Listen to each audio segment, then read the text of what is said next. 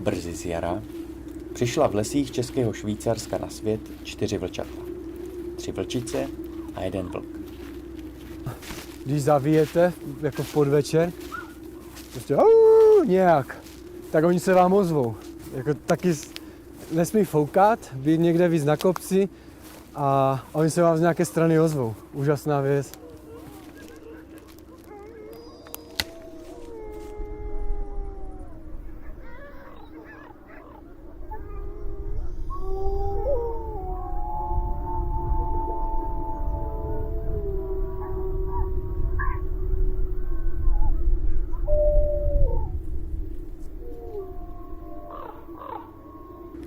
Vlčího samce srazilo auto nad Českou Kamenicí na Děčínsku.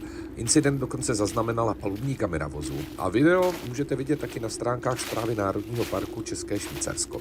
Sražený vlk je jeden ze 3 kusů, kterému letos odborníci nasadili telemetrický obojek, dostali ho taky 2 samice. Po srážce s autem se vlčí samec uchylil na jedno místo. 3 dny si tam lízal rány a pak se rozeběh a funguje úplně normálně, tak jak předtím.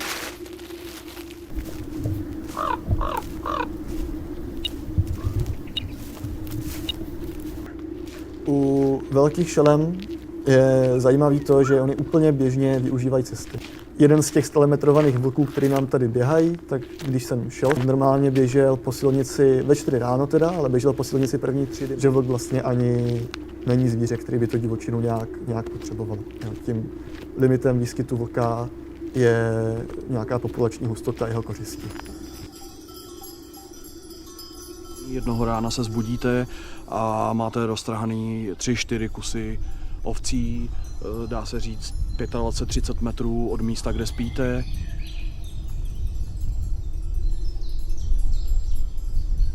Udělali jsme ohradu, která má výšku kolem 120 cm. Pořídili jsme pastavecké psy, kangaly. Od té doby, co jsme zrealizovali tuhletu ochranu, tak se stala škoda jednou. Tady šel dolů. No, to úplně jako normální pes nedělá.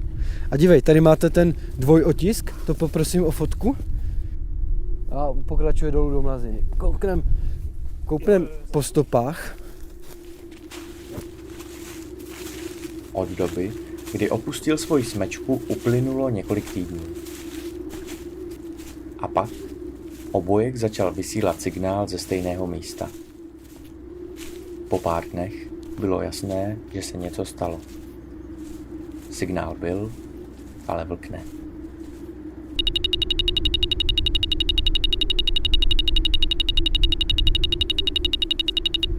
Obojek byl nepoškozený.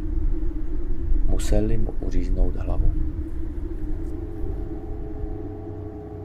Do současné doby jsme za Mendelovu univerzitu obojkovali 7 vlků. A jeden jedinej, kterýho jsme obojkovali před měsícem, tak ještě není postřelený nebo zastřelený. Takže asi tolik k pytláctví v České republice.